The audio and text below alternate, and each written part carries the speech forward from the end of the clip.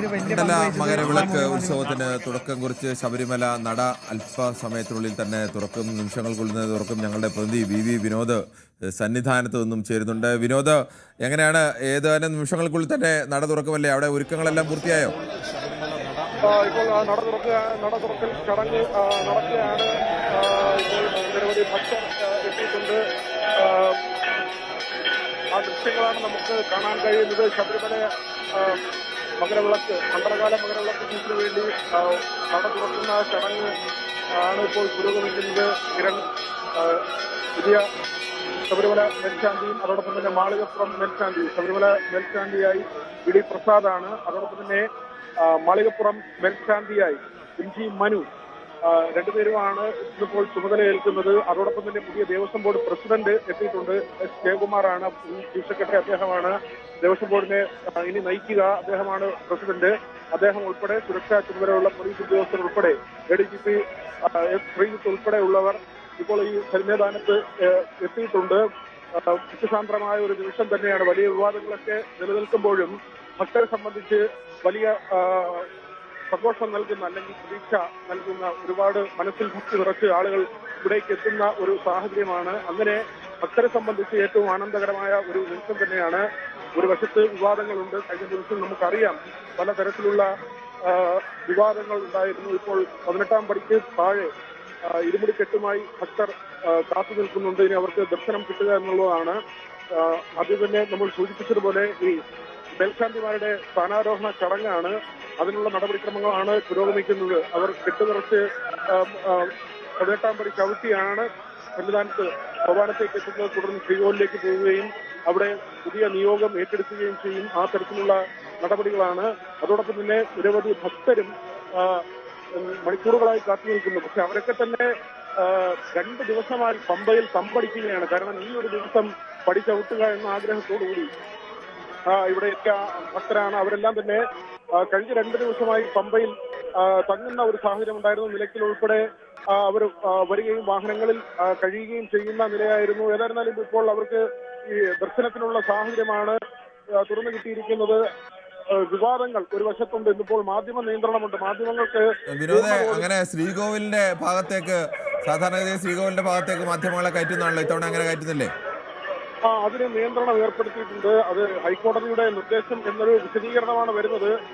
ഏതായിരുന്നാലും ഈ സ്വർണ്ണപ്പാറ അവിടെ ദൃശ്യങ്ങൾ പകർത്തുന്നത് അത് തടയുന്നു എന്നത് തന്നെയാണ് ഏറ്റവും വലിയ വിവാദമായി, അല്ലെങ്കിൽ ആശയവുമായി ഇപ്പോൾ ഉയർന്നു വരുന്നത്. ഈ ഒരു സാഹചര്യത്തിൽ എന്തിനാണ് ഇങ്ങനെ ഒരു നിയന്ത്രണം എന്നതാണ്. പ്രത്യേകിച്ച് ഈ SIT ഇപ്പോൾ സന്നിധാനത്ത് തുടരുന്നുണ്ട്. SP സാധാരണ ശബരിമല നട തുറക്കുന്നതുമൊക്കെ നമ്മുടെ ചാനലടക്കം പലരും ലൈവായി എല്ലാ ദിവസവും സംപ്രേഷണം ചെയ്യുന്നതുമൊക്കെയാണല്ലോ. അത് കാണാൻ തന്നെ ഒരുപാട് ഭക്തരായ ആളുകൾ ഉള്ള, ഒരുപാട് അയ്യപ്പന്മാർ അങ്ങനെയൊക്കെ നേരിട്ട് പോയി കാണാൻ കഴിയാത്ത ഒരുപാട് ആളുകൾക്ക് അങ്ങനെയൊക്കെ കാണാനുള്ള അവസരവുമൊക്കെ ആയിരുന്നല്ലോ. അപ്പോൾ ഇങ്ങനെ നിയന്ത്രണമാണെങ്കിൽ വരും ദിവസങ്ങളിൽ അതെല്ലാം പ്രയാസമാകില്ലേ?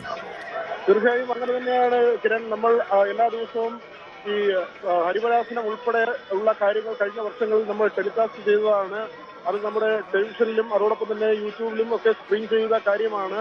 പക്ഷെ ഇത്തവണ അങ്ങനെ നമുക്ക് ശ്രീകോവിലിനടുത്ത് പോയി അത്തരം കാര്യങ്ങൾ ചെയ്യാൻ കഴിയില്ല എന്നത് വ്യക്തമാണ്. കാരണം ഇതിനകം തന്നെ നിയന്ത്രണം ഏർപ്പെടുത്തിയെന്ന കാര്യം അത് നമ്മളാണ് ആദ്യം ഈ വിവരം പ്രേക്ഷകരെ അറിയിക്കുന്നത്. ഇന്ന് രാവിലെ മുതൽ തന്നെ നമ്മൾ റിപ്പോർട്ട് ചെയ്തിരുന്നു ഇങ്ങനെ ഒരു നിയന്ത്രണം വരും, അതിനുള്ള ആലോചന നടക്കുന്നു എന്ന കാര്യം നമ്മൾ നേരത്തെ തന്നെ റിപ്പോർട്ട് ചെയ്തതാണ്. ആ തരത്തിൽ തന്നെയാണ് ഇപ്പോൾ കാര്യങ്ങൾ എത്തി നിൽക്കുന്നത്. ഇവിടെ സ്പെഷ്യൽ ഓഫീസർ ഉൾപ്പെടെയുള്ളവർ നിർദ്ദേശം നൽകിയെന്ന ഒരു വിവരം, ഹൈക്കോടതിയുടെ നിർദ്ദേശമുണ്ട് എന്നൊരു വിവരം, പക്ഷേ അങ്ങനെ ഒരു ഉത്തരവിന്റെ രൂപത്തിൽ ലഭിച്ചതായി ഇതുവരെ അങ്ങനെ ഒരു രേഖാമൂലമുള്ള വിവരമൊന്നുമില്ല. ഏതായിരുന്നാലും ഇപ്പോൾ ഇങ്ങനെ ഒരു നിയന്ത്രണം ഏർപ്പെടുത്തിയിട്ടുണ്ട്. അത് പോലീസ് പറയുന്നത് മുകളിൽ നിന്നുള്ള, അല്ലെങ്കിൽ ഈ ദേവസ്വം ബോർഡുമായി ബന്ധപ്പെട്ട വൃത്തങ്ങൾ നൽകിയ, അല്ലെങ്കിൽ നിയമ സംവിധാനം വഴി ലഭിച്ചൊരു നിർദ്ദേശമാണ്. അത് നടപ്പാക്കുന്നു എന്നതാണ്. ആദ്യം ആലോചിച്ചത് സോപാനത്തിൽ തന്നെ മാധ്യമങ്ങളെ പ്രവേശിപ്പിക്കേണ്ടതില്ല, 18-ാം പടിക്ക് താഴെ, അതായത് 18-ാം പടിക്ക് വശത്ത് മാധ്യമങ്ങൾ റിപ്പോർട്ട് ചെയ്യട്ടെ എന്ന ഒരു തീരുമാനമായിരുന്നു ആദ്യം കൈക്കൊണ്ടിരുന്നത്. പക്ഷേ പിന്നീട് അതിൽ ചില മാറ്റങ്ങൾ വരുത്തി സോപാനത്തിൽ പ്രവേശിക്കാം, എന്നാൽ ശ്രീകോവിലിനടുത്തേക്ക് പോകേണ്ടതില്ല എന്ന നിലയിലേക്ക് കാര്യങ്ങൾ എത്തുകയായിരുന്നു.